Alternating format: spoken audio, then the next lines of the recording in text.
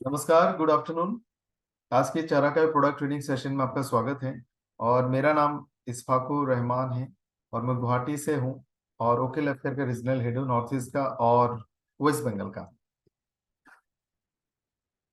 दोस्तों, आज हम लोग चाराका प्रोडक्ट्स के बारे में बात करेंगे, लेकिन उससे पहले हमें आयुर्वेदा के बारे में जानना होगा। एक छोटा वीडियो आप सबने देखा, अभी सबने देखा, एक बार मुझे बताएं। उसमें कहा गया है कि आयुर्वेदा सिर्फ प्रोडक्ट्स के बारे में नहीं है, बल्कि ये जिंदगी जीने की तरीका है। जैसे अपने हेल्थ को अच्छा रखना अगर हो तो दिन में सिर्फ 10 मिनट के लिए कुछ करने से अच्छा होगा, ऐसा नहीं है। हमारा जो 24 घंटे की जिंदगी है वो सही होना चाहिए।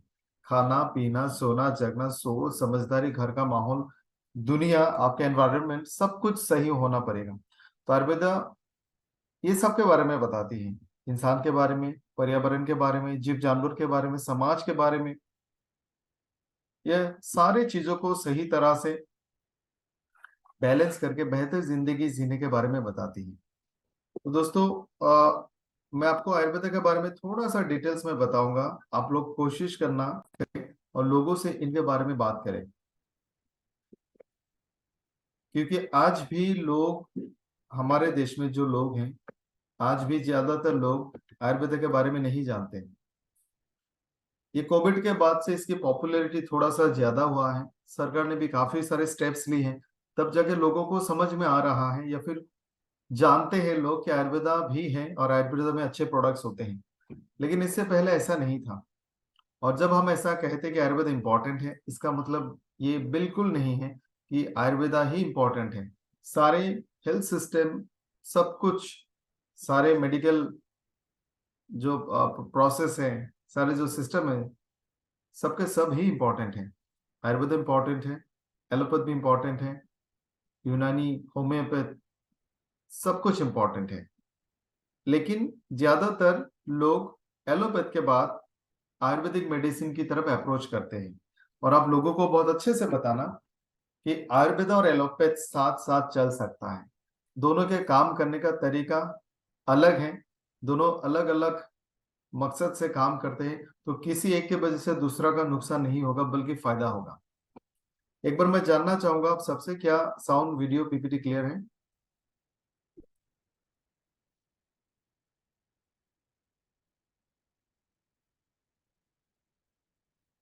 एक बार प्लीज बताएं। ओके। दोस्तों, जब हम आयुर्वेदा की बात करते हैं, हम किसी के खिलाफ बात नहीं करेंगे। बहुत बार लोगों में ऐसा हुआ, हाल ही में आपने सुना होगा, बाबा रामदेव पे कुछ सरकार, कोर्ट ने एक्शन लिया या फिर उनसे कहा गया है, वार्निंग दिया गया है। हम किसी के खिलाफ कभी नहीं बोलेंगे। जितना हो सके हम मिलजुल के साथ साथ चलेंगे, क्योंकि दोनों ही इंपॉर्टेंट है। दोनों ही बिल्कुल इंपॉर्टेंट है। अगर आपके घर में दो बच्चे हैं तो आप दोनों को एक जैसा देखते हो। और दो बच्चे, चाहे उसमें से एक शरारती हो, एक अच्छा हो, एक पढ़ाई में अच्छा हो, एक पढ़ाई में कमजोर, चाहे कैसा भी हो, माँ बाप के लिए समान है। तो Ayurvedic medicine system, allopathic medicine system आप एक जैसा समझे, और दोनों ही इंपॉर्टेंट है। कोई किसी के खिलाफ नहीं है। हम ये भी नहीं कहेंगे कि आपका मेडिसिन सिस्टम बुरा है, हमारा अच्छा है। हम ये भी नहीं कहेंगे, और ये भी नहीं कहेंगे कि सिर्फ हमारा वाला इस्तेमाल करना चाहिए, आपका वाला इस्तेमाल नहीं करना चाहिए। हम लोगों को सिखाएंगे कि आप दोनों सिस्टम को सीखो। आप दोनों सिस्टम का मेडिसिन प्रोडक्ट्स, दोनों सिस्टम के प्रोसेस पॉलिसीज को समझो। आयुर्वेदा के बारे में जाने, इसके प्रोडक्ट यूज करें, एलोपैथ के प्रोडक्ट्स के बारे में जाने, वो भी यूज करें। जब हम इस तरह से लोगों के पास पहुंचेंगे, लोग सुनना पसंद करेगा। और बहुत सारे एलोपैथ के डॉक्टर्स भी, बहुत सारे आयुर्वेदिक मेडिसिन भी लिखना पसंद करते हैं, जो उनके पास नहीं है, क्योंकि उनके पास नेचुरल एक्सट्रैक्ट्स नहीं है। उनके पास ज्यादातर सिंथेटिक मेडिसिन है। कई बार सिंथेटिक मेडिसिन अगर काम नहीं करेगा तो लोग प्रेफर करते हैं। हाल ही में मुझे पता चला, वेस्ट बंगाल में बहुत सारे हॉस्पिटल में कॉफ फाइटर लिखा जाता है, क्योंकि ये कॉम्बिनेशन आपको एलोपैथ में नहीं मिलेगा। तो हमें हमेशा लोगों को ये सिखाना है कि दोनों साथ साथ चल सकता है। बहुत बार हमारे लोग झगड़ा भी कर लेते हैं, ये गलत है, ये सही है। हमें नहीं करना है, हमें दोनों को साथ साथ लेके चलना है। दोस्तों, चाराको कैटेगरी प्योर आयुर्वेदिक प्रोडक्ट्स है। और आयुर्वेदा का मतलब, जैसे आपने वीडियो में भी देखा, इसका मतलब है जिंदगी की नॉलेज। ये हमें ये सिखाती है कि जिंदगी कैसे जीना चाहिए। ये सिर्फ ये नहीं बताते हैं कि आप बीमार हो और कॉफ फाइटर ले लो, आपको बॉडी में तकलीफ है आप आरोग्य बटी ले लो। ये बिल्कुल सिर्फ इतना नहीं है, ये बताती है कि आप अपने परिवार के साथ, नेचर के साथ मिलजुल के खुशहाल कैसे रह सकते हैं। आप शारीरिक तौर पे, मानसिक तौर पे, आध्यात्मिक तौर पे कैसे खुश रह सकते हैं। आपके घर में अगर थोड़ा बहुत खेती बाड़ी का जमीन है, जानवर है, वो अच्छे कैसे रह सकते हैं। हम इस धरती को बेहतर कैसे बना सकते हैं, हमारी समाज व्यवस्था कैसे बेहतर हो सकते हैं, हमारा अर्थव्यवस्था कैसे बेहतर हो सकता है। इस सब कुछ के बारे में आयुर्वेदा बताती है। और ये कम से कम 5,000 साल पुराना साइंस है। आप समझ सकते होंगे, एक चीज को अगर 5,000 साल से फॉलो किया जा रहा होगा, वो कितना फुल प्रूफ होगा। इसमें कोई भी मिस्टेक, कोई भी भूल की गुंजाइश नहीं है। यानी 5,000 सालों से ये बिल्कुल चली आ रही है। और जब जब इसमें कुछ भी इम्प्रूवमेंट्स की जरूरत हुआ, तब तब इसमें इम्प्रूवमेंट किया गया, इम्प्रोवाइज किया गया।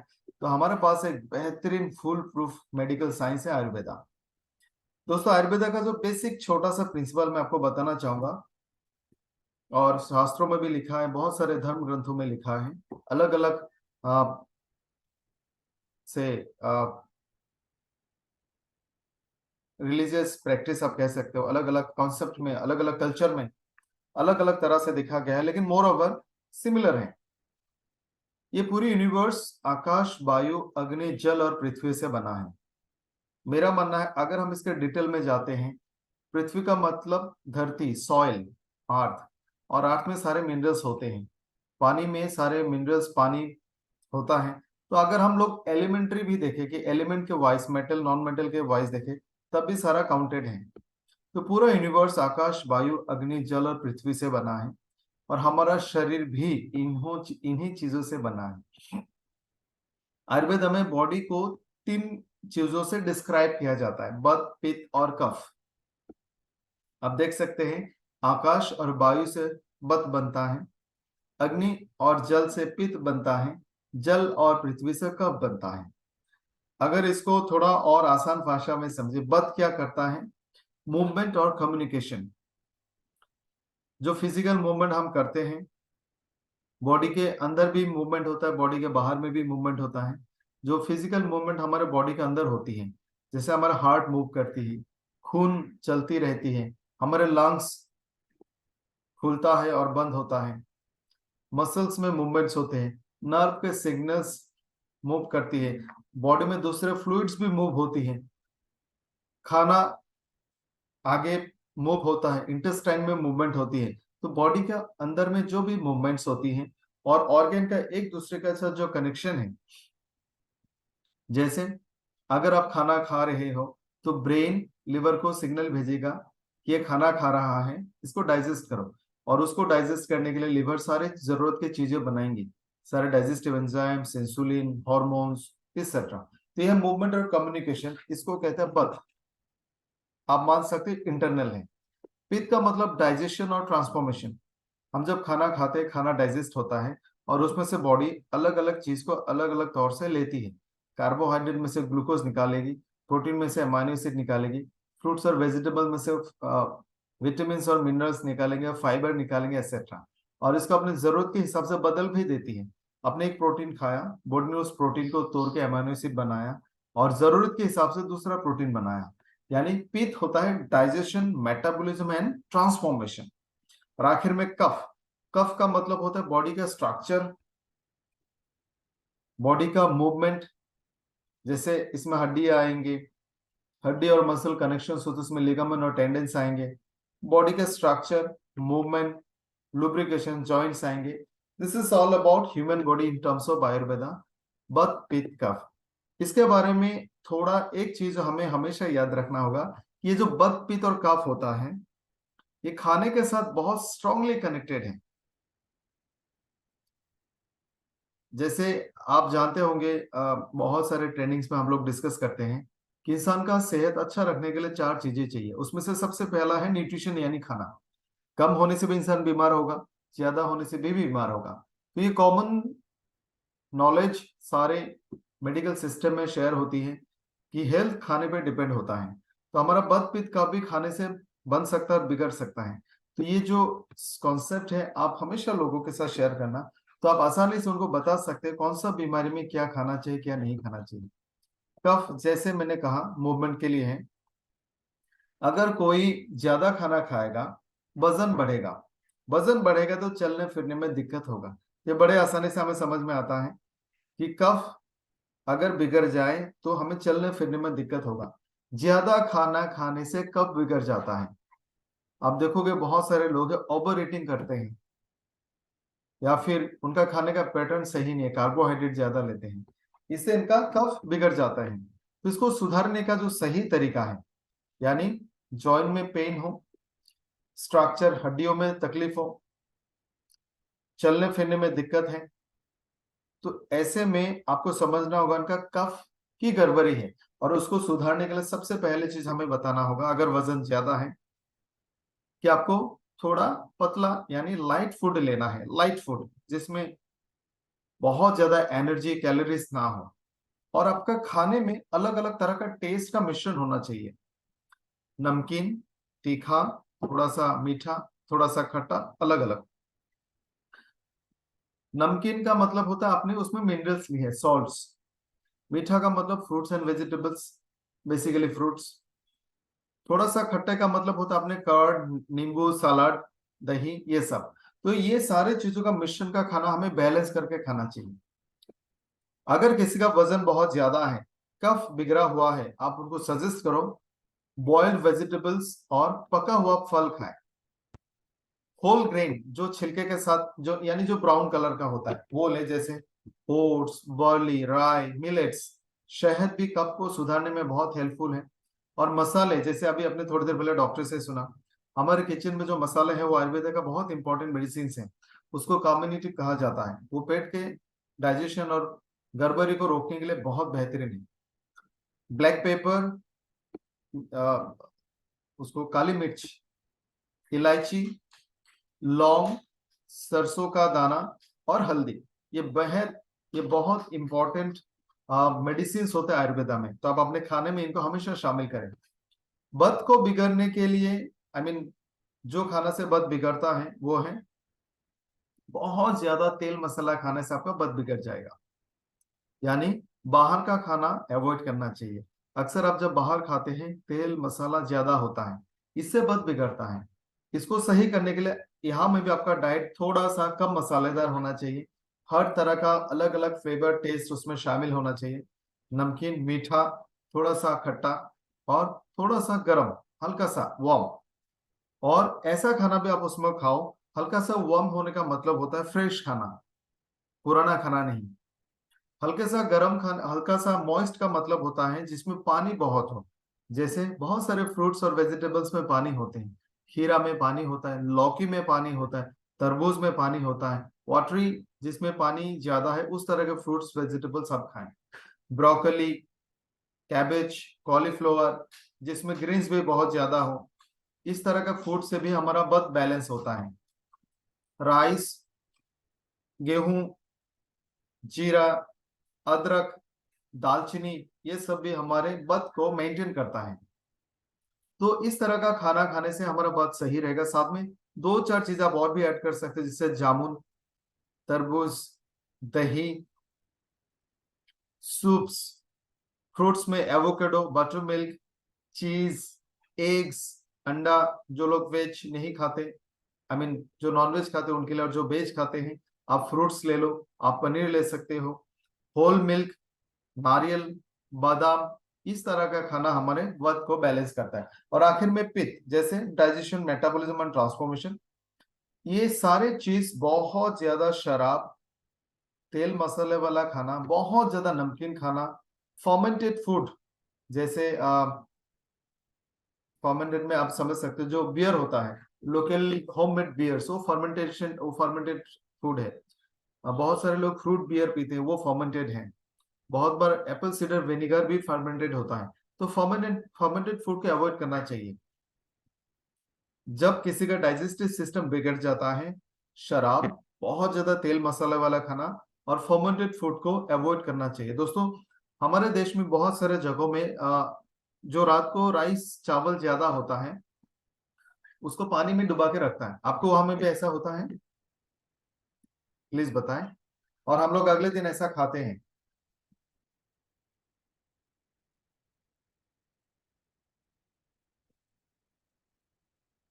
आप लोग क्या बोलते हो उसको? हमारे यहाँ में पोयता भात बोलते हैं। आप लोग क्या बोलते हैं?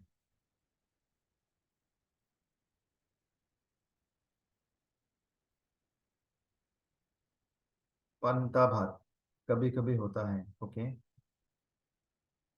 दोस्तों, ये जो खाना हम रख देते हैं, हालांकि हम इसलिए रखते हैं कि समर में, गर्मियों में पंता भात। हाँ, गर्मी में अगर आपने खाना खुला छोड़ दिया, फ्रिज में नहीं रखा, तो खराब हो जाती है। अगर आपने पानी में भिगा के रखा तो एटलीस्ट खाने लायक रह जाता है। वो फर्मेंटेड है, उसमें फर्मेंटेशन होती है और उस खाने में अल्कोहल बन जाता है। उसमें बैक्टीरिया ग्रो होती है, बैक्टीरिया उसको खाता है और इसके कारण वहां पे एक स्मेल आती है और वहां में अल्कोहल जमा होता है, वो फर्मेंटेड है। ऐसा खाना खाने से आपको डाइजेशन एसिडिटी का प्रॉब्लम हो सकता है। और आपको, अगर आपने ज्यादा टाइम तक ऐसा खाना रखा, आपको बहुत नींद आएगी, क्योंकि उसमें अल्कोहल बनता है और वो खाना खाने से आपको नींद आएगा। तो फर्मेंटेड फूड को अवॉइड करना है अगर डाइजेस्टिव डिसऑर्डर्स हो। इसके अलावा हमें लेना क्या है इसको छोड़ के? हमें बैलेंस फ्लेवर का, बैलेंस स्वाद का, टेस्ट का खाना खाना चाहिए, जिसमें खट्टा मीठा, थोड़ा सा खट्टा, दही का खट्टा एक्चुअली, नमकीन, सारे चीजों का मिश्रण हो। और ऐसा खाना खाना चाहिए जो हमारे डाइजेस्टिव सिस्टम को शांत करेगा, जैसे मीठा फल, मिल्क प्रोडक्ट्स, दूध के प्रोडक्ट्स, करी पत्ता, चटनी में जो भी पत्ते हम खाते हैं, धनिया के पत्ते, करी पत्ते, पुदीना के पत्ते, ये सारी चीज अच्छा होता है। उसके अलावा ओट्स, बर्ली, मिंट, जैसे मैंने कहा, इस तरह की चीजें बहुत हेल्पफुल होती है। कुछ चीजों को अवॉइड करना है पेट की प्रॉब्लम में, डाइजेस्टिव डिसऑर्डर में। जो फल बहुत ज्यादा खट्टा है, उन फलों को नहीं खाना है। तो दोस्तों, ये था थोड़ा बहुत बत पित्त कफ के बारे में। और जब ये बिगड़ते हैं, इस तरह के बीमारी आपके शरीर में दिखाई देते हैं। बत के बिगड़ने से बॉडी टाइट हो जाएगा, जॉइंट पेन्स होंगे, चलने फिरने में दिक्कत होगा, जॉइंट पेन, अर्थराइटिस, नींद ना आने की प्रॉब्लम भी हो सकती है और आपको एंजाइटी रहेगा। पित्त के बिगड़ने से गैस, एसिडिटी, पेट की गड़बड़ी, सर दर्द, हेयर फॉल होगा, बाल सफेद हो जाएंगे, स्किन में रैशेस आ सकते हैं, बॉयल्स निकल सकते हैं स्किन में, क्या बोलते हैं उसको, फोड़ा, फुंसी, फोड़ा, इस तरह की चीजें निकल सकती हैं। नाखून में प्रॉब्लम आ सकती है, मुंह में, पेट में अल्सर्स हो सकते हैं।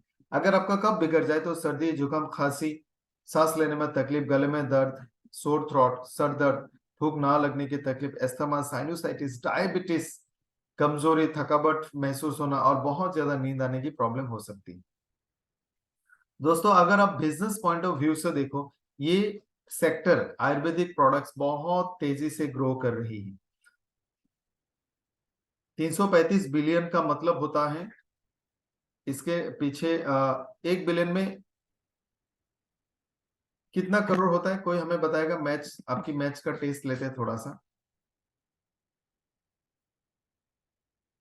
1 बिलियन में कितना होता है? 100 करोड़। ओके,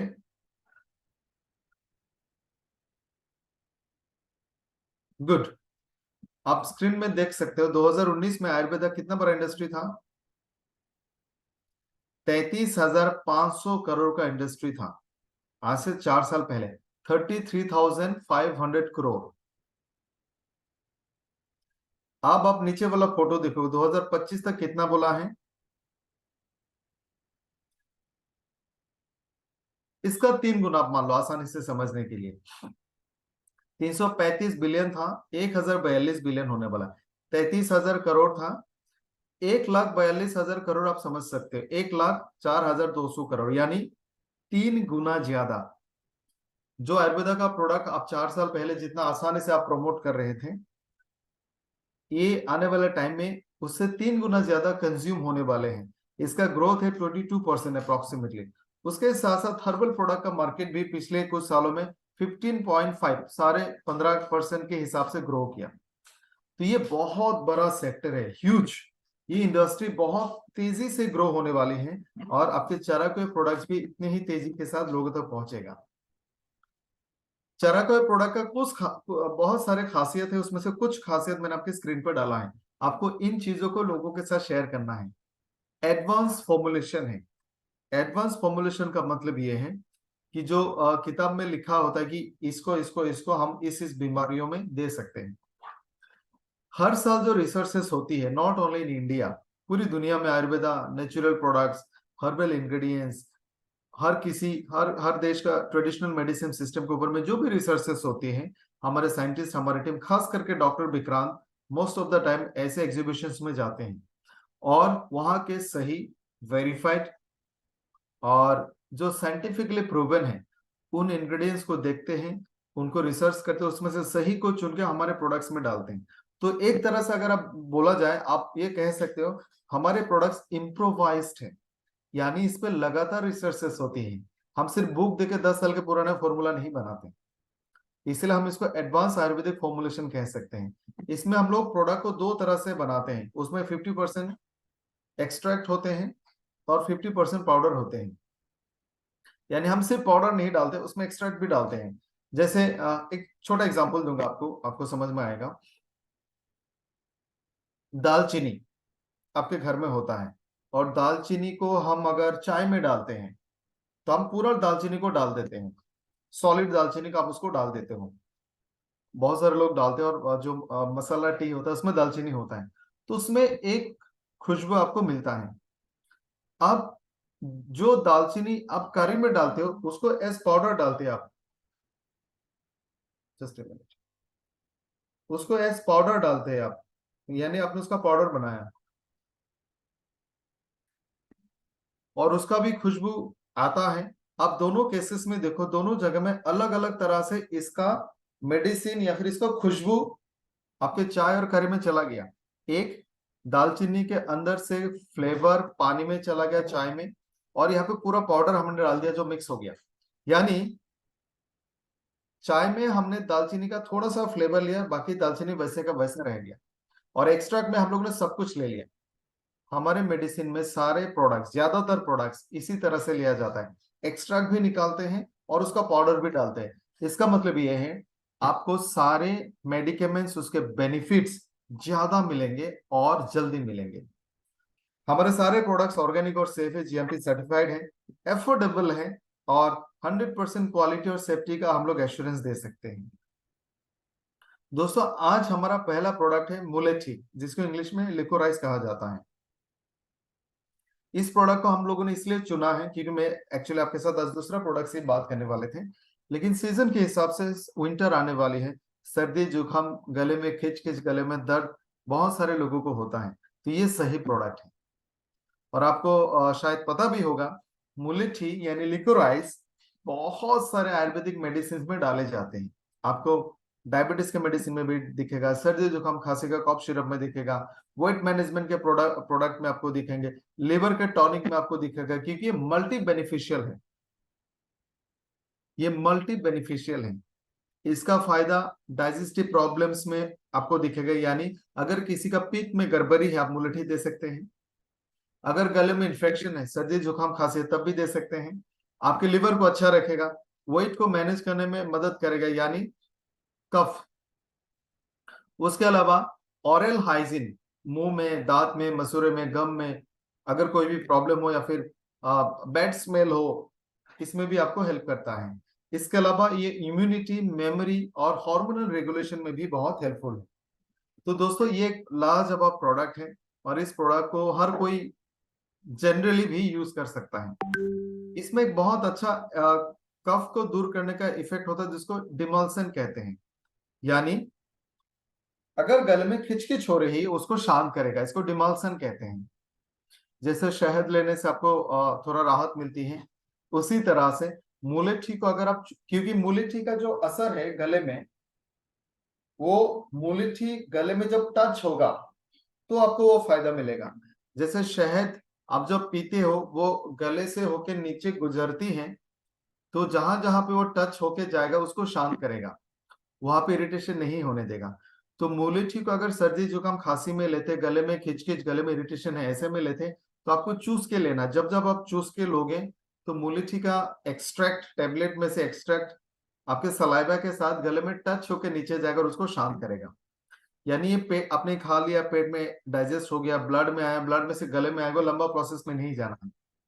गले में खिचखिच है, आप उनको बोलो अब 2 टेबलेट चूसते रहो, विक्स विक्स कुछ भी लेने की जरूरत नहीं, आपको आराम मिलेगा। उसी तरह से ये ब्रोंको डायलेटर भी है। ब्रोंको डायलेटर का मतलब है, आप लोगों को पता होगा और देखा भी होगा, छोटे बच्चों को जब एस्थमा होती है या फिर बहुत ज्यादा खांसी होती है, बड़ों में भी होता है, तो आपको उनके सीने से एक आवाज सुनाई देगी। जब जब वो सांस लेते हैं आपको एक आवाज सुनाई देती है। ये आवाज क्यों होता है मैं आपको थोड़ा सा बता दूंगा। Asthma is a allergy. ये आप मान लो आपका सांस लेने का पाइप है, कितना सा जगह है इसके अंदर, और ऐसे आप सांस लेते हो, जब वहां में कोई डस्ट पार्टिकल, पोलेंस, इस तरह का एलर्जेन घुस जाता है, तो ये सांस लेने की पाइप के अंदर में बहुत सारे छोटे छोटे बालों जैसा सेंसर्स होते हैं। तो ये डस्ट पार्टिकल उस सेंसर के साथ चिपक जाता है या फिर उसको हिट करता है, उसके साथ टच हो जाता है, तो बॉडी को पता चल जाता है कुछ गड़बड़ वाली चीज अंदर घुस गया, एलर्जी जैसा चीज आ गया है। और उससे बचाने के लिए ये एक लिक्विड, एक म्यूकस बनाती हैं, जो सांस लेने के पाइप के अंदर में जमा होने लगता है चारों तरफ से, और ये थोड़ा सा बंद हो जाता है रास्ता। इसके कारण आपको सांस लेने में तकलीफ होती है। ऐसे में डॉक्टर आपको ब्रोंको डायलेटर लिख के देते हैं। ब्रोंको डायलेटर्स यानी ऐसी दवा जो लेने से ये जो थोड़ा सा बंद सांस की नली थी ये फिर से खुल जाएगा। एस्थालिन, उसके बाद जो भी इस तरह के सल्ब्यूटामॉल सल्फेट है, लेवोसल्ब्यूटामॉल या फिर सल्ब्यूटामॉल, जो भी इस तरह के मेडिसिन हैं, ब्रोडेसिलिन, ये सारे दवाई का काम है आपके बंद सांस की नली को थोड़ा सा खोल दे, और इसी को ब्रोंको डायलेशन एक्शन कहते हैं। मूलिथी यही काम नेचुरली करता है, यानी ये नेचुरल इंग्रेडिएंट है, ये भी आपकी सांस की पाइप को थोड़ा सा बड़ा कर देगा, सांस लेने में जो तकलीफ होता है वो दूर हो जाएगा, जिसको कहते हैं ब्रोंको डायलेटर। एक दूसरा शब्द भी यहाँ में एक्सपेक्टोरेंट। बहुत बार ऐसा होता है कि आपकी सांस लेने की पाइप में म्यूकस और कफ जमा हो गया, वो बाहर नहीं आ रहा है, ऐसे में आपको डॉक्टर एक्सपेक्टोरेंट लिख के देता है। एम्ब्रोक्सिल हाइड्रोक्लोराइड जो कॉमन सा है, ये एक्सपेक्टोरेंट है। ये लेने से खांसी, जो कफ बाहर जमा है आपके खांसी के साथ बाहर आएगा, वो काम मुलेठी नेचुरली करेगा। ये भी एक्सपेक्टोरेंट है। यानी एलर्जी वाला खांसी में भी आप देखो ब्रोंकोडायलेट होगा, किसी के कफ जमा है तब भी दोगे तो खांसी को, कफ को बाहर निकालने में मदद करेगा। इसके अलावा जैसे मैंने कहा उसमें म्यूकस जमा होगा उसको क्लीन करेगा, क्लियर करेगा, और आपके कॉन्जेशन कोई भी होगा, नाक में हो, सांस में हो, गले में हो, उसको दूर करेगा। ये एंटी इंफ्लेमेटरी भी है, पेन वगैरह को दूर करेगा, मुंह में अगर अल्सर है, पेट में अल्सर है, उसको दूर करेगा। बहुत बार लोगों को सीवियर एसिडिटी होता है, पेट में जलन होती है, यहाँ तक मेलिना भी होता है, ऐसे केसेस में भी आप मुलेठी दे सकते हैं। इसके अलावा मुलेठी कॉन्स्टिपेशन को दूर करता है, हार्ट बर्न, एसिडिटी को दूर करता है, और ये डायबिटीज के लिए भी बहुत अच्छा मेडिसिन है। आपको 1 से 2 टेबलेट आपके वजन के हिसाब से,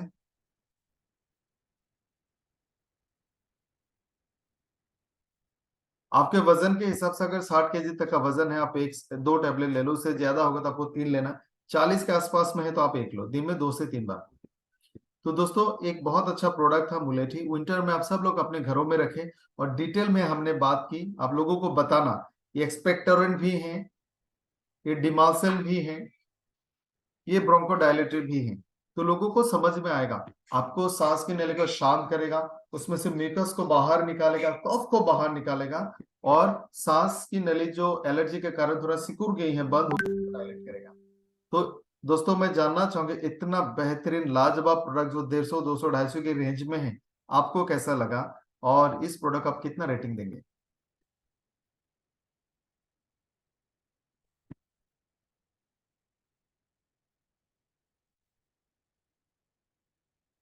ग्रेट। दोस्तों एक इंपॉर्टेंट प्रोडक्ट है, मैं आपसे बात करूंगा। लिकोरेस्ट। और मैं आपसे एक सवाल पूछना भी चाहूंगा कि लिकोरिया, जिसको हम लोग हिंदी में सफेद पानी, कॉमनली शायद सफेद पानी कहा जाता है, या फिर व्हाइट डिस्चार्ज जो फीमेल्स को होती है, ऐसे में हम उनको लिकोरेस्ट देते हैं। तो लिकोरेस्ट का जो आपको रिजल्ट मिलता है, एक बार मुझे बताएं, वो रिजल्ट कैसा है? बहुत अच्छा है, या फिर लाजवाब है, या फिर जो भी आपको लगता है उसके रिजल्ट के बारे में थोड़ा सा बताइए। लिकोरेस्ट का रिजल्ट आपको कैसा मिलता है? क्या इस प्रोडक्ट से रिलेटेड कोई भी सवाल आपके पास है तो वो भी पूछ सकते हैं।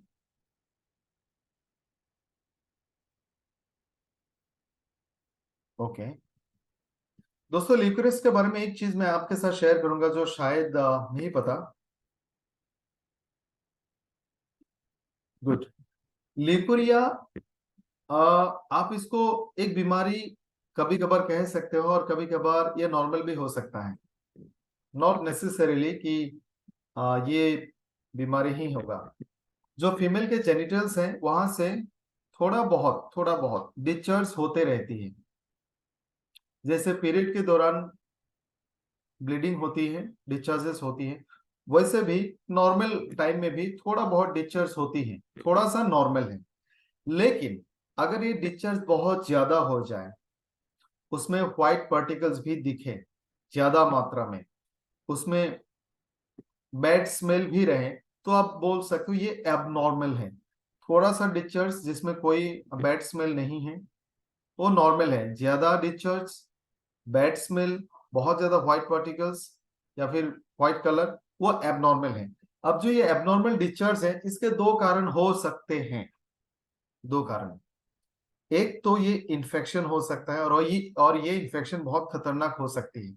दूसरा है हार्मोनल इम्बैलेंसेस की वजह से, पेल्विक एरिया में पीएच की बिगड़ने की वजह से, बहुत सारे दूसरे कारणों की वजह से वैसे भी डिस्चार्ज ज्यादा है। हमारा जो प्रोडक्ट है, ये दोनों केसेस में काम करेंगे। इन्फेक्शन में भी काम करेगा, और हार्मोनल इम्बैलेंस की वजह से अगर डिस्चार्ज हो रहे तब भी काम करेगा। अब यहाँ पे एक बहुत इंपॉर्टेंट बात मैं आपके साथ शेयर करूंगा। ये जो इन्फेक्शन होता है, होता क्यों है? जो कॉमन रिसर्च से पता चला, लेटेस्ट मेडिकल डेवलपमेंट जो कहती है, आप ध्यान से सुनना। जब भी हम टॉयलेट के बाद वॉश करते हैं, ध्यान से सुनिएगा, और ये फीमेल्स को क्यों ज्यादा होता है उसके बारे में भी बता रहा हूँ। जब टॉयलेट के बाद लोग वॉश करते हैं, क्लीन करते हैं, toilet, by toilet I mean stool, big toilet, तो वो गंदा हाथ अगर जेनिटल एरिया को टच करेगा, तो आपको लिक्रेस्ट होने का, लिक्रिया का इन्फेक्शन होने का खतरा है। क्योंकि ये सारे मल्टी स्पेशीज इन्फेक्शन है। इसमें बैक्टीरिया भी हो सकता है, वायरस भी हो सकता है, फंगस भी हो सकता है, और ये स्टूल में रहता है। वो गंदा हाथ अगर पेल्विक एरिया में आया, तो आपको इन्फेक्शन हो सकता है। इसलिए हाइजीन का पूरा ध्यान देना है। और हाइजीन के लिए आपको एक चीजों का प्रैक्टिस करना होगा। जो टॉयलेट के बाद वॉश करने का सही तरीका है, हाथों का मूवमेंट का डायरेक्शन, ये हाथ ऊपर से नीचे की तरफ मूव करके वॉश करना चाहिए, ना कि नीचे से ऊपर आए। ये बहुत इंपॉर्टेंट हाइजीन की प्रैक्टिस आपको करना चाहिए। The direction of the movement of hand should be from up to down. ऊपर से नीचे तक अगर आप हैंड मूवमेंट होते हैं, तो आपके पेल्विक एरिया में टच नहीं होगा।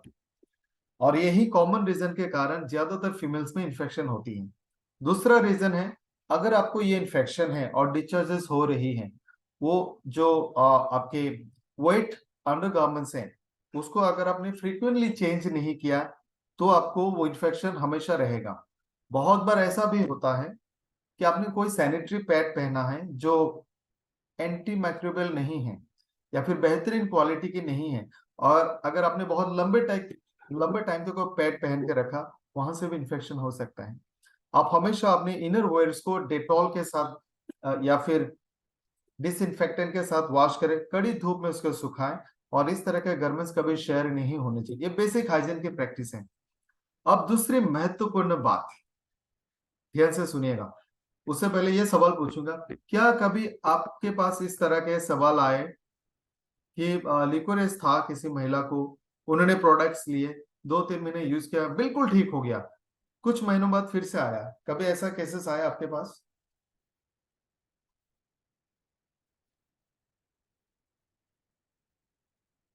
प्लीज बताएं। करेक्ट। ये क्यों होता मैं आपको बताता हूँ।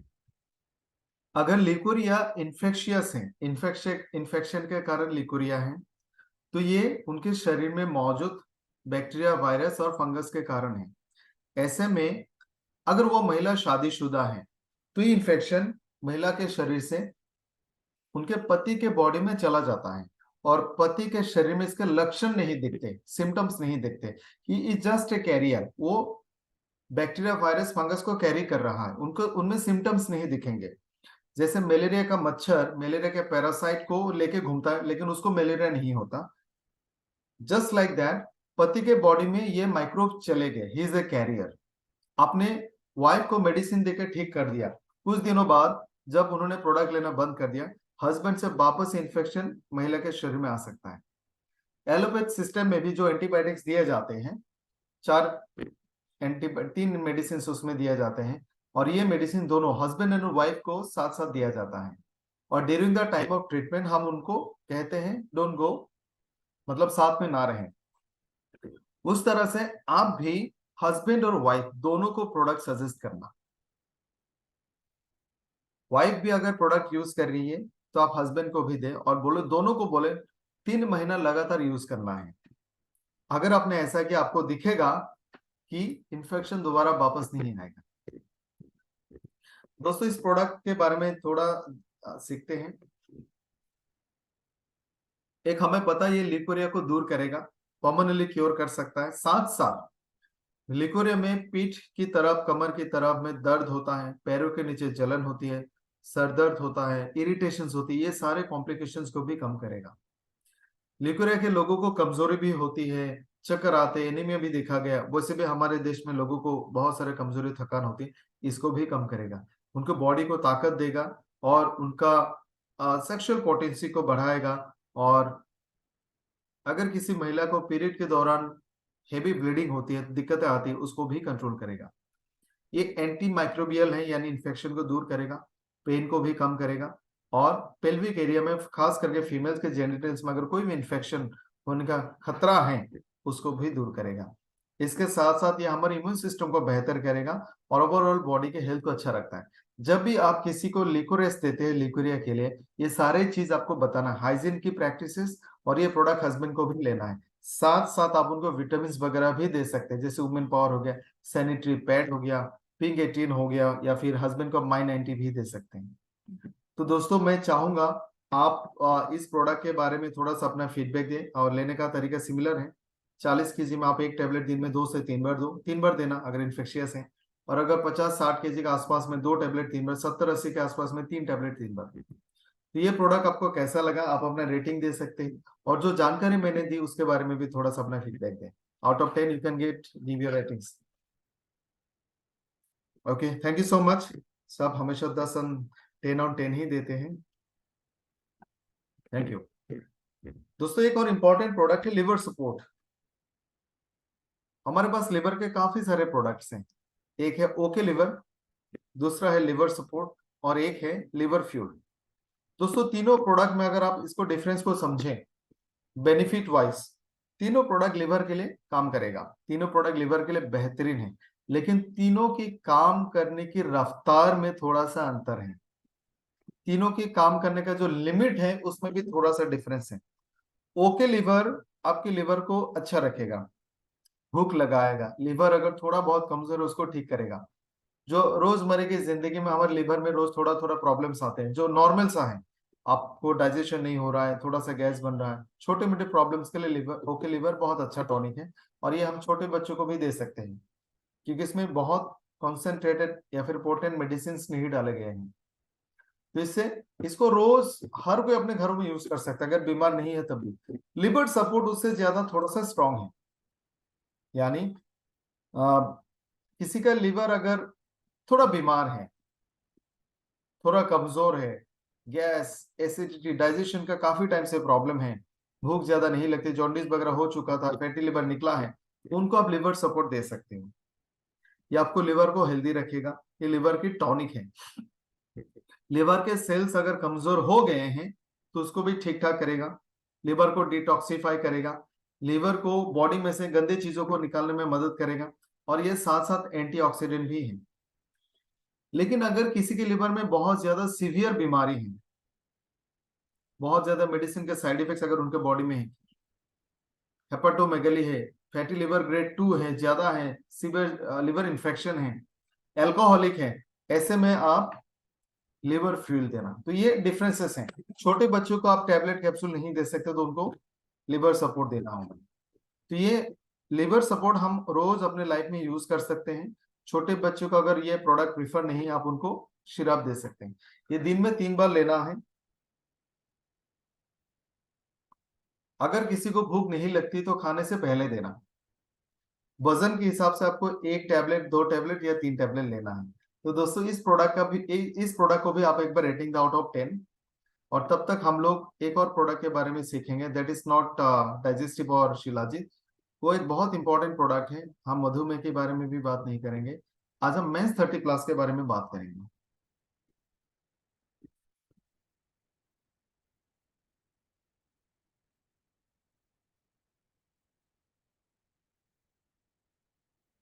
दोस्तों, वैसे मैं जानना चाहता हूँ, क्या आप में से हर कोई ऐसे लोगों को जानते हैं, ऐसे कपल्स को जानते हैं जिनको शादी के बाद बच्चे नहीं हुए अब, या फिर अभी भी नहीं हो रहा है? क्या आप किसी ऐसे को जानते हैं?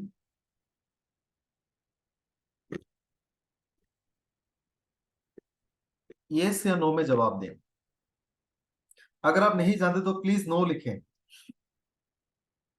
अभी तक एक भी नो रिप्लाई नहीं आया। मेरे ख्याल से 15-20 रिप्लाई आ चुके हैं, एक भी नो नहीं है।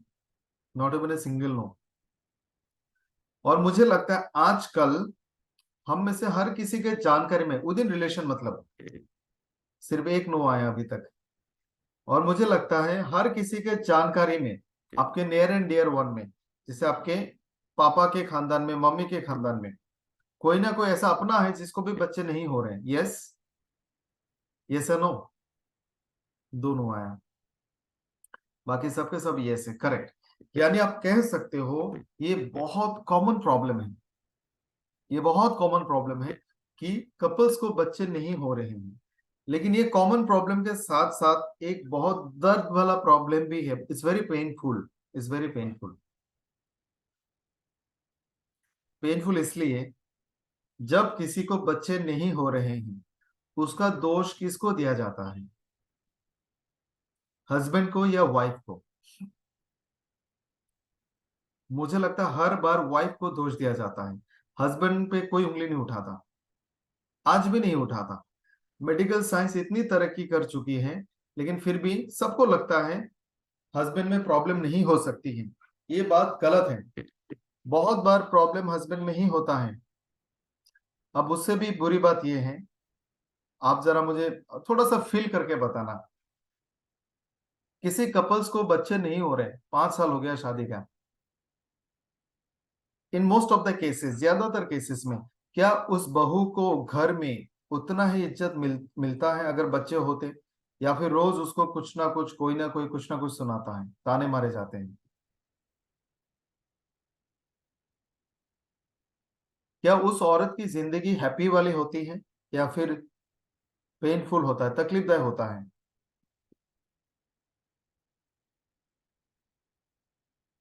तो उनकी लाइफ बहुत बुरा होता है। और क्योंकि दुनिया को पता नहीं चलता, तो हम फील नहीं कर सकते। आप सोचो, सुबह उठ के किसी किसी ने आपको देखा और आपको ताने दिए, अरे सुबह उठ के किसका चेहरा देखिए, खाना उसने बनाया, छोड़ो इसका हाथ का खाना भी नहीं खाएंगे तो फिर हमें भी कुछ ना कुछ बीमारी हो जाएगा, अरे इसको क्यों साथ लेके आए, लोग क्या कहेंगे? बहुत बार ऐसा भी होता है कि हस्बैंड को पता होता है कि शायद प्रॉब्लम उनमें है, लेकिन वो शर्म से, डर से, वो भी ये बात शेयर नहीं करता और अपने वाइफ को भी डिफेंड नहीं कर सकता। ये जो प्रोडक्ट के बारे में हम बात करने वाले हैं, ये सिर्फ एक बीमारी के लिए प्रोडक्ट नहीं है। ये बहुत सारे मुसीबतों का हल है। लेकिन हमें समझना होगा ये प्रॉब्लम होता क्यों है। अब थोड़ा सा यहाँ पे स्टेटिस्टिक्स देखो।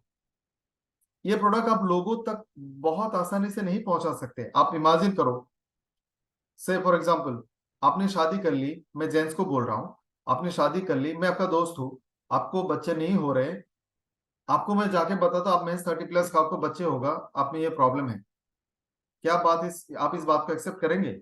आप लड़ पड़ेंगे मेरे साथ, किसने कहा? Because this is all about self respect, हमें लगता है। तो लोग इस बात को आसानी से मानेगा नहीं, और आप प्रोडक्ट कन्विंस करके आप उनको नहीं दे सकते। तो आपको बैकग्राउंड बताना होगा, उनको समझाना होगा, उनकी अंडरस्टैंडिंग को इस लेवल तक लेके आना पड़ेगा कि ये आजकल होता है एंड दिस इज नेचुरल, बहुत सारे कारणों से हो रहा है और बहुत सारे लोगों को हो रहा है। तो उसको यहां तक लाने के लिए जो सारी चीज आपके स्क्रीन में है उनके साथ शेयर करना होगा। 40 के आसपास में जितने मर्दे हैं आजकल, जेंटलमैन हैं, उनमें से 50% लोगों को सेक्सुअल प्रॉब्लम्स हो रही हैं, उनका sexual health is not good. शायद आप जानते होंगे कि बहुत बार जब वाइफ डिवोर्स देती है उसका कारण ये होता है, मोस्ट इन मेनी केसेस। आप दूसरा स्टैटिस्टिक्स को देखो, हर 10 में से एक हस्बैंड ऐसा होता है, एक पुरुष ऐसा होता है जो बाप नहीं बन सकता, इंपॉर्टेंट जिसको हम कहते हैं। और ये शहर में ज्यादा होता है, यानी 10% जेंट्स ऐसे हैं जो इंपॉर्टेंट है, फादर नहीं बन सकता। करीब 25% जेंट्स को इरेक्टाइल डिस्फंक्शन है।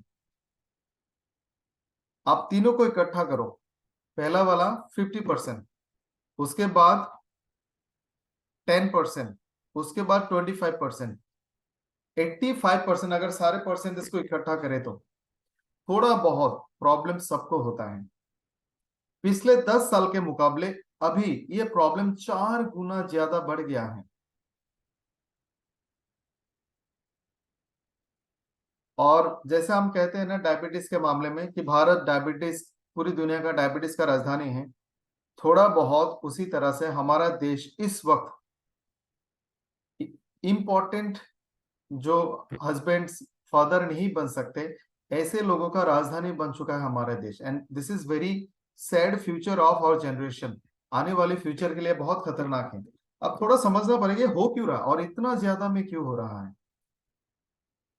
इसका एक बहुत बड़ा कारण नीचे में लिखा गया है, आप देख सकते हैं। इसका एक बहुत बड़ा कारण है नजरअंदाज करना, दूसरा कारण है अंधविश्वास, तीसरा कारण है डर और सेल्फ रेस्पेक्ट की खोने की डर। लोगों में डर होता है और उनको गिल्ट फील होता है, क्योंकि हमारे देश में सेक्सुअल प्रॉब्लम्स के बारे में लोग खुल के बात नहीं कर सकते। इसलिए आप देखोगे बहुत सारे जगहों में वैद्यों का नंबर ना वॉल में लिखा जाता है। एक मूवी भी आया था, आ, क्या नाम था उनका, आयुष्मान आयुष्मान खुराना और भूमि पेडनेकर का, जिसमें आयुष्मान का बाप वैद्य बन के उसको फोन करके बोलता था, उसको ईडी था। सो जोक्स अपार्ट, लेकिन ये मामला सीरियस है। और ये जो कारण लिखा है ना, इसका इलाज हो सकता है, 3 महीने में लोगों को अच्छा रिजल्ट मिल सकता है, लेकिन डर, इग्नोरेंस, अंधविश्वास और खुद के ऊपर में एक गिल्ट का फील होना, ये सारे कारणों से ये बीमारी अनट्रीटेड रहता है, अनट्रीटेड। और हमेशा लोग बहू का ही इलाज कराते हैं। जो कॉमन प्रॉब्लम्स है आपको दिखेगा यहाँ पे, डिजायर प्रॉब्लम मतलब मन नहीं है। 40 साल की उम्र में आपको दिखेगा लोगों का physical life, married physical life is almost nil, उनके बीच कोई कनेक्शन ही नहीं है। यानी इसको हम लोग कह सकते हैं लिबिडो, लिबिडो कम हो चुका है। इरेक्टाइल डिस्फंक्शन, प्रीमेच्योर इजैकुलेशन जिसको पीएमई बोलते हैं, दोनों का कॉम्बिनेशन, और बहुत बार सेक्सुअली ट्रांसमिटेड बीमारियों के वजह से भी होता है। अनहेल्दी लाइफस्टाइल इसका एक रीजन है। ये सारे प्रॉब्लम का कॉमन रीजन है अनहेल्दी लाइफस्टाइल। शराब, सिगरेट, वजन ज्यादा होना, एक्सरसाइज ना करना, mental health, stress, anxiety, depression. लोग जब इन बीमारियों से गुजरता है तो उनको स्ट्रेस होता है, एंजाइटी होता है, डिप्रेशन होते हैं। डिप्रेशन के कारण ये प्रॉब्लम और ज्यादा होता है। यानी अगर आप किसी को मेंस 30+ दे रहे हो, उसको दोस्त बन के बहुत अच्छा काउंसलिंग करें और ब्रेन फ्यूल भी आप सजेस्ट करें। मेडिकेशन, बहुत सारे मेडिसिन का साइड इफेक्ट्स होते हैं, और बहुत बार लोग अपने सेक्सुअल फंक्शंस को बढ़ाने के लिए मेडिसिन यूज करते हैं और उसके कारण बाद में सेक्सुअल फंक्शंस कमजोर होते हैं। हॉर्मोन्स, बहुत बार हार्मोनल इम्बैलेंस के कारण भी ये प्रॉब्लम्स होते हैं। नर्व डैमेजेस, नर्व इंजुरी, इसके कारण भी होता है। तो इसको अगर आपको ठीक करना है, आपको थोड़ा सा समझना होगा, इस सेंसिटिव टॉपिक। आप इमेजिन करो कि आप डोंट टेक इट पर्सनली, आप सीरियसली मत सोचना, जस्ट इमेजिन करो कि आप बाप नहीं बन सकते, एंड यू नो दैट आप बाप नहीं बन सकते। मेडिकली डॉक्टर ने आपको कहा आप में ये प्रॉब्लम है और आपको पता है, और ऐसे में अगर कोई आपको बोलेगा अरे यार तुम तो बाप नहीं बन सकते, प्रोडक्ट यूज करो, वो आपका प्रोडक्ट कभी नहीं यूज करेगा, कभी भी नहीं करेगा। ये बात वो हजम नहीं कर सकता, यानी हम उनको ये प्रोडक्ट डॉक्टर और पेशेंट के हिसाब से नहीं दे सकते। आपको ये प्रोडक्ट दोस्त बन के काउंसलिंग करके देना होगा, जो इस ट्रीटमेंट का पहला उसूल है। आपको उनको पर्सनली प्राइवेट में बात करना होगा, दुनिया को पता नहीं चलना चाहिए। आप उसके साथ एकांत में बात करो, उसको अपनी प्रॉब्लम शेयर करने का मौका दो, आप उसको स्कोप दो कि वो बोल पाए। अरे भाई ये प्रॉब्लम हमारे देश में काफी सारे लोगों को है, मेरे घर में इसको था उसको था उसको था, यू गिव हिम स्कोप ताकि वो बोल पाए। फिर आप उनको राय दो। सो पहला चीज है काउंसलिंग, दूसरा है आपका एक्सपर्ट एडवाइस। साथ में आप उनको yoga, physical exercise, diet, nutrition, healthy lifestyle, supplements और प्रोडक्ट्स के बारे में बताएं। मेंस 30+ में ये सारे जड़ी बूटी हैं, आप देख सकते हो। शिलाजीत, कौच बीज, अश्वगंधा, सफेद मूसली, केसर, गोखरू, जिनसेंग, लौंग, जायफल, जिंजर, विडारी कंड, दालचीनी, त्रिफला, एलोवेरा और भी कुछ है। ये सारे चीजों का कॉम्बिनेशन मार्केट में आपको नहीं मिलेगा जिसमें सब कुछ एक बार में हो। अगर मिलेगा भी, अगर 1 लीटर का कोई सोल्यूशन लिक्विड आपको मिलेगा इन सारे कॉम्बिनेशन का, मुझे लगता है कम से कम 4-5 हजार रुपया प्राइस होता है। और to bring it to your knowledge, कैसे प्रोडक्ट एक्चुअली प्राइस के ऊपर डिपेंडेंट नहीं है, लोगों को बस मिलना चाहिए सही जानकारी के साथ, लोग लेना पसंद करेंगे। तो ये आप प्राइस के हिसाब से ना जाओ, प्राइस इसके इतना अफोर्डेबल है कि लोग इस तरह के प्रोडक्ट मार्केट से अगर एक खरीदते, उसी पैसे में वो हमारे बेहतरीन प्रोडक्ट 3-4 खरीद के लेके आ सकते हैं। इसका फायदा आप देख सकते हो आपके स्क्रीन में, ये एफ्रोडाइसिएक है। एफ्रोडाइसिएक का मतलब है वो प्रोडक्ट्स, वो मेडिसिन जो सेक्सुअल फीलिंग्स को बढ़ाती है, सेक्सुअल परफॉर्मेंस को बढ़ाती है। ये जितने भी मैंने बीमारी के बारे में बताया था, pre mature ejaculation, erectile dysfunction, ये सबको दूर करेगा। टेस्टोस्टेरोन की मात्रा को बढ़ाएगा, स्पर्म क्वालिटी और स्पर्म काउंट को बढ़ाएगा। किसी का स्पर्म अगर कम है, मोटिलिटी कम है, परसेंटेज कम है, तो आप उनको जरूर दें। लिबिडो यानी फीलिंग्स को बढ़ाएगा, स्ट्रेस, एंजाइटी, टेंशन को कम करेगा, इम्यून सिस्टम को बढ़ाएगा। उसके अलावा ये डाइजेशन में हेल्पफुल है। इसको लेने का तरीका है, थोड़ा सा और बता देता हूँ। ब्लड सर्कुलेशन को बढ़ाएगा, स्मूथ स्मूथ मसल को रिलैक्स करेगा, बॉडी को रिलैक्स करेगा, स्ट्रेस को दूर करता है, हैप्पी हॉर्मोन्स बनाते हैं, सेक्सुअल डिजायर को बढ़ाता है। नाइट्रिक ऑक्साइड ये रिलीज करने के कारण आपके पूरे बॉडी में एनर्जी प्रोडक्शन बढ़ जाएगी। स्मूथ मसल रिलैक्स होता है, जिससे वेसोडाइलेशन होता है। ये एंटीऑक्सीडेंट है, एंटी इंफ्लेमेटरी है, नेचुरल, सेफ है। इसका रिजल्ट आपको लाजवाब मिलेगा। इसमें कोई शुगर नहीं है, 100% वेगन है। इसमें कोई भी जेनेटिकली मॉडिफाइड ऑर्गेनिज्म नहीं डाले गए हैं, कोई साइड इफेक्ट नहीं है, हैंगओवर नहीं है। Blood pressure, diabetes, fatty liver, हर तरह के पेशेंट को आप दे सकते हैं। दोस्तों ये जो आपका प्रोडक्ट में जो मुझे लगता है कि ये प्रोडक्ट का प्रमोशन हमें कैसे करना है, अक्सर हम शादियों में लोगों को प्रेशर कुकर इस तरह की चीजें देते हैं जो 1000, 2000, 3000 के आसपास में भी कभी उसका प्राइस होता है।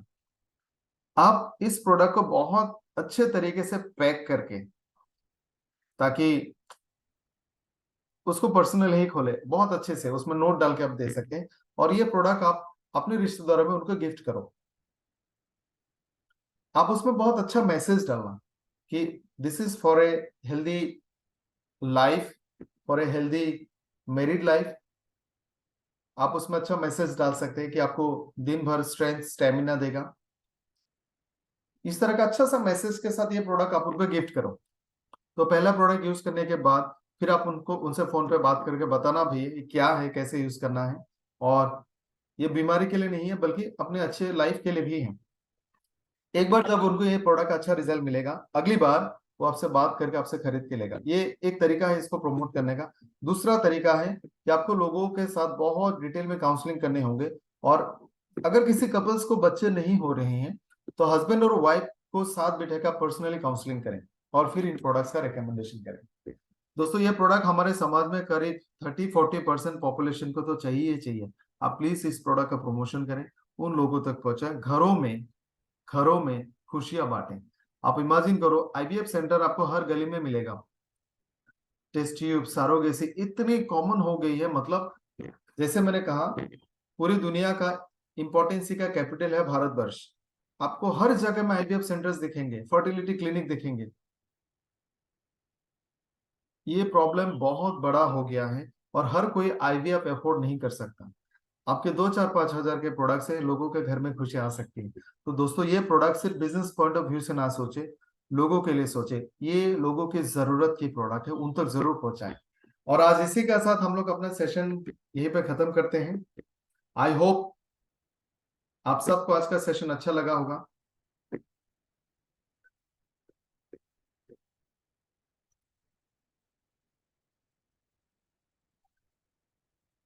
किसी का अगर कोई भी सवाल है आप पूछ सकते हैं।